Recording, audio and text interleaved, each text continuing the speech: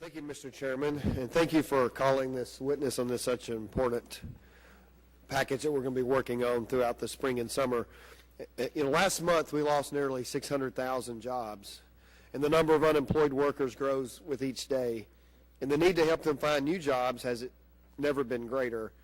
It has been more than a decade since federal job training initiatives have been updated.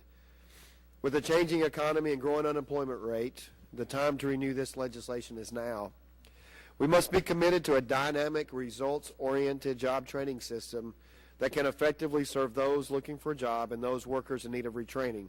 The one-stop shops under the Workforce Investment Act are the best resource to provide this type of job training. I am reminded of a story from a local official in my district that stresses the importance of these one-stop shops. In 2006, Judge Dave Harrigan, the Marion County Judge Executive, or our county's chief executive, we call them judges in Kentucky, saw the need to create a one-stop shop in his county. He understood the importance of consolidating services and developing a central place where people could go to access job placement information, education and training, and other assistance. So the judge decided to make this a reality for Marion County. He worked with business and community leaders to find donated space to open the center.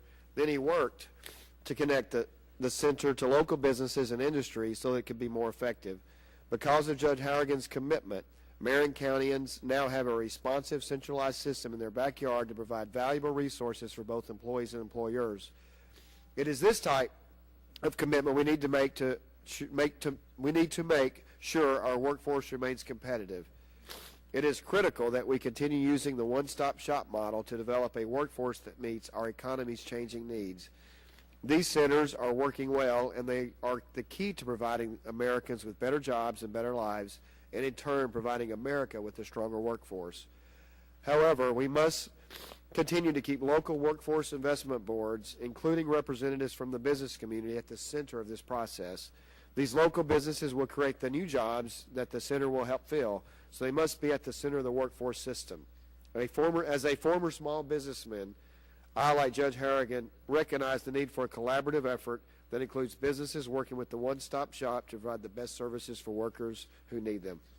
I look forward to today's testimony and learning more about the best practices and innovative ideas from around the country as we work to reauthorize this important legislation. Thank you, Mr. Chairman.